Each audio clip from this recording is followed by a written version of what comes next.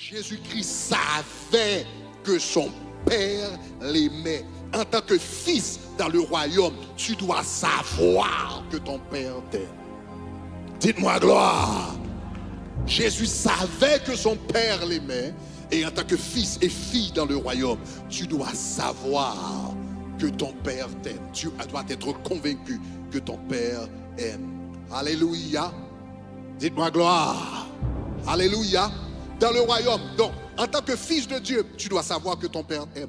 En tant que fils également, en tant que fils spirituel dans la maison, tu dois savoir que ton Père spirituel t'aime aussi. Alléluia. Tu dois le savoir. Alléluia. Maintenant, pourquoi être convaincu de l'amour de Dieu? Pour plusieurs raisons. Numéro 1, parce que c'est la conscience de l'amour de Dieu qui nous permet d'aimer en retour. Tu ne peux pas aimer. C'est difficile pour toi d'aimer si tu ne sais pas que tu es aimé. Réalisez ce que la Bible dit dans 1 Jean chapitre 4, verset 19. La Bible dit, pour nous, nous l'aimons parce qu'il nous a aimés le premier.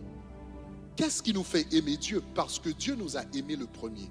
En d'autres termes, si nous ne sommes pas conscients de l'amour de Dieu, nous ne pouvons pas l'aimer en retour. C'est la conscience de l'amour de Dieu qui nous permet d'aimer Dieu en retour. Donc, en d'autres termes, si nous ne sommes pas conscients de l'amour de Dieu, nous allons vivre la vie chrétienne comme des esclaves. Au lieu de vivre la vie chrétienne comme des fils. C'est celui qui sait qu'il est aimé de Dieu et qui aime en retour qui peut vivre maintenant comme un fils dans le royaume de Dieu. Donc ceux qui relâchent l'amour de Dieu pour que tu puisses aimer Dieu, pour que tu puisses aimer tes frères, pour que tu puisses aimer tes sœurs, etc. Il faut savoir d'abord que tu es aimé de la part de Dieu. Donc le baptême de l'amour de Dieu, donc la conscience de l'amour de Dieu nous permet d'aimer les autres en retour. Et maintenant, et quand tu agis par amour, quand tu travailles par amour, quand tu sers par amour, quand tu sers Dieu par amour, quand tu sers dans un ministère par amour. Donc je suis en train de faire le ministère parce que j'aime Dieu. J'aime ma famille spirituelle, j'aime mes frères, j'aime mes sœurs, j'aime l'environnement. Je fais partie de l'équipe de prière. Donc pas parce que j'ai peur de l'enfer, etc. Je dois servir Dieu pour ne pas aller en enfer. C'est pas ça. Mais je sais que Dieu m'a sauvé. Et mon Père spirituel, mon Père céleste m'aime. Mon Père spirituel m'aime. Mes frères et sœurs dans l'église m'aiment. Et je les aime en retour. Donc maintenant, je sers au ministère de la prière, de l'accueil, etc. Parce que je sais que je suis aimé et je veux aimer les autres en retour. Maintenant, celui qui sert au ministère de prière par amour, maintenant, quand tu vas intercéder pour les autres, tu vas intercéder différemment.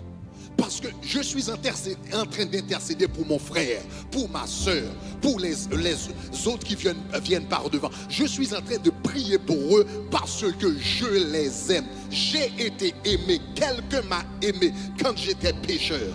Donc quelqu'un vient ici pour donner sa vie à Jésus et tu es en train de prier avec cette personne, de servir. Tu sers avec un amour extraordinaire parce que l'amour que tu as reçu de la part de Dieu, tu veux le communiquer à d'autres personnes.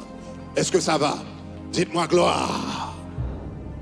Donc maintenant, quand tu sers par amour, ton service n'a pas de limite. Quand tu sers par amour, c'est impossible de te décourager. Quand tu sers par amour, c'est impossible. On parle de burn-out, etc. Mais c'est impossible.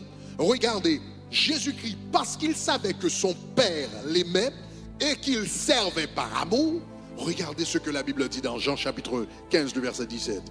Regardez, la Bible dit, il n'y a de plus grand amour que de donner sa vie pour ses amis. Il n'y a de plus grand amour que de donner sa vie pour ses amis. Jésus-Christ savait que le Père a déclaré, celui-ci est mon fils bien-aimé en qui j'ai mis toute mon affection. Le Père a manifesté son amour envers son fils. Et le Fils tout à travers son ministère, il savait que le Père l'aimait. Il était convaincu de l'amour du Père. Il a dit, le Père aime le Fils, le Père aime le Fils. Le Père a aimé le Fils avant la fondation du monde. Et parce qu'il savait que son Père l'aimait, en retour, il pouvait aimer les autres.